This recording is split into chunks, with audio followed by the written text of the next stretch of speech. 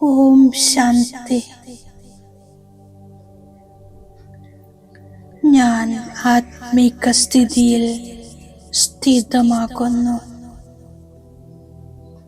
എൻ്റെ സർവകർമ്മേന്ദ്രിയങ്ങളും ശാന്തമാണ്, സ്ഥിരമാണ്. മനസ്സും ബുദ്ധിയും സൂക്ഷ്മ കർമ്മേന്ദ്രിയങ്ങളെയും ഒതുക്കി ഞാൻ ബിന്ദുവാകുന്നു.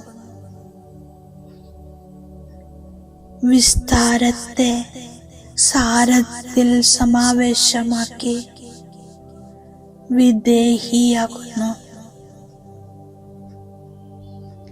ഞാൻ വിദേഹി ആത്മാ ദേഹത്തിൽ നിന്നും ഭിന്നമാണ്. ദേഹത്തിൻ്റെ സംബന്ധങ്ങളുടെ ബന്ധനങ്ങളുടെ ചരട് പൊട്ടിപ്പോയിരിക്കുന്നു. ഇപ്പോൾ ഈ ദേഹത്തിൻ്റെ ലോകത്തോട് ആകർഷണമില്ല. ഒരു വിദേഹി ബാബയോട് മാത്രം സംബന്ധമാണ്, ആകർഷണമാണ്. കേവലം ഒരു വിദേഹി ബാബയോടാണ് സ്നേഹം. സർവകാര്യങ്ങളിൽ നിന്നും മനസ്സും ബുദ്ധിയും ഫ്രീയാക്കി കേവലം വിദേഹി ബാബയെ ഓർമ്മിക്കുന്നു. ഞാൻ അനുഭവം ചെയ്യുന്നു. ഞാൻ വിദേഹി ആത്മാ ദേഹത്തിൽ നിന്നും വേർപെട്ട് പരമധാമ നിവാസി ബാബയുടെ അടുത്തേക്ക് പോകുകയാണ്.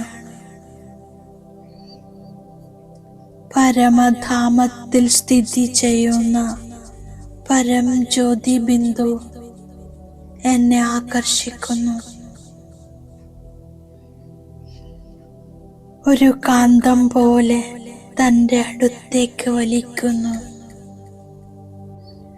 പരമധാമത്തിലെത്തി അനന്തതയിലേക്ക് വ്യാപിച്ചിരിക്കുന്ന ബ്രഹ്മാണ്ടത്തെ കാണുന്നു. ഇവിടെ ഞാനും എൻ്റെ ബാബയും, മറ്റാരുമില്ല. ഞാൻ ആത്മാ ബാബയുടെ അതിസമീപമാണ്. ഞാൻ ബാബയിൽ നിന്നും അസീമമായ സ്നേഹത്തിൻ്റെ പ്രവാഹം അനുഭവം ചെയ്യുന്നു. ഞാൻ ആത്മാ ആ പ്രേമസാഗരത്തിൽ സമാവേശമാകുന്നു. ഈ സാഗരത്തിൽ വീണ്ടും ആഴത്തിലേക്ക് ചെന്ന് അസീമമായ സ്നേഹം അനുഭവിക്കുന്നു. സ്വീറ്റ് സൈലൻസ് അനുഭൂതി ചെയ്യുന്നു.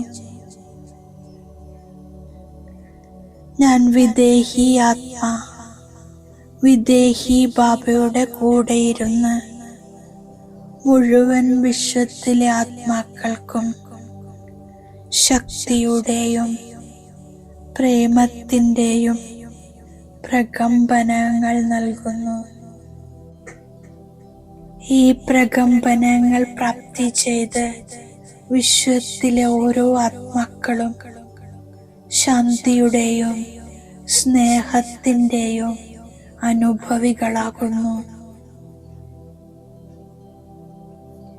ഇപ്പോൾ ഞാൻ താഴേക്ക് വന്ന് വീണ്ടും ഭൃഗുടി സിംഹാസനത്തിൽ വിരാജമാനാകുന്നു.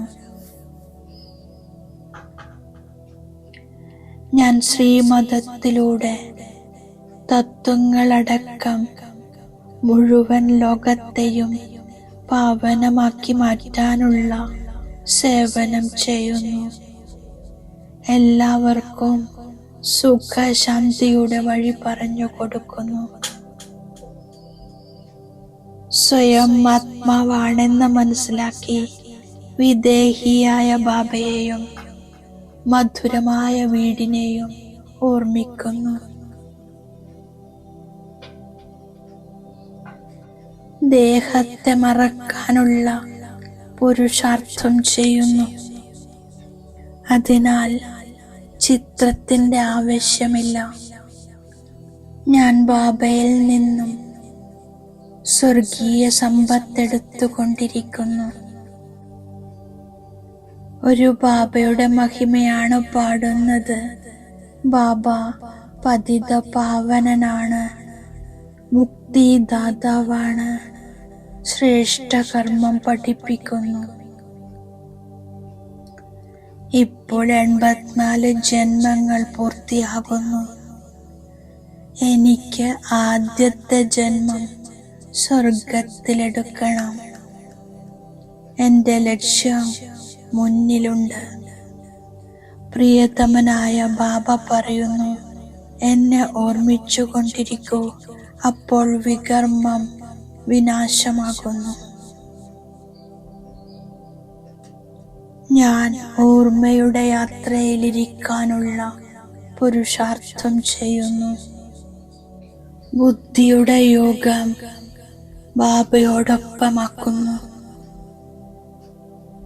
ബാബ മനുഷ്യ സൃഷ്ടിയുടെ ചൈതന്യ ബീജരൂപമാണ്.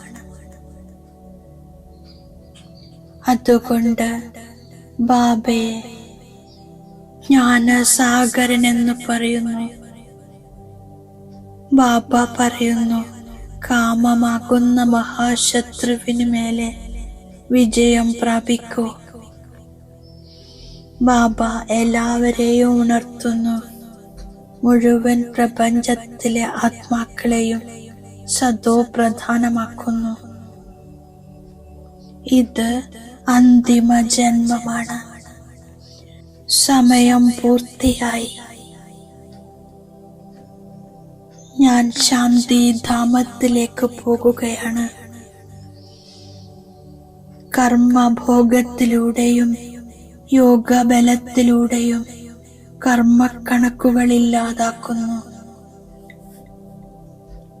ബാബയ്ക്ക് സമാനം മഹിമായോഗ്യരാക്കുന്നതിനു വേണ്ടി ബാബയെ അനുകരിക്കുന്നു. ഉള്ളിന്റെ ഉള്ളിൽ സന്തോഷത്തിന്റെ പെരുമ്പറ മുഴക്കുന്നു. രോഗത്തെ കർമ്മയോഗത്തിലൂടെ ഇല്ലാതാക്കുന്നു. ബാബ തന്നിരിക്കുന്ന വരദാനത്തിന്റെ സ്വരൂപമാകുന്നു. ബാലക് സോ മാലിക് ഈ സ്മൃതിയിലൂടെ സർവ ഖജനാവുകളുടെയും അധികാരി പ്രാപ്തി സമ്പന്നരാകുന്നു. നേടേണ്ടത് നേടിക്കഴിഞ്ഞു. സമ്പന്ന ബാബയുടെ കുട്ടി, സാഗരത്തിന്റെ കുട്ടി. അവർക്ക് വേലക്കാരെ പോലെ കഷ്ടപ്പെടാൻ പറ്റില്ല. യോഗബലത്തിലൂടെ കർമ്മഭോഗത്തിന് മേലെ വിജയം പ്രാപ്തമാക്കുന്നു. ഇതാണ് ശ്രേഷ്ഠ പുരുഷാർത്ഥം. ബാബ സൂചന തന്നിരിക്കുന്നു. വിശ്വസ്തനായി നിശ്ചയബുദ്ധിയോടെ കർമ്മം ചെയ്യൂ, അപ്പോൾ വിജയിയാകും. ഓം ശാന്തി.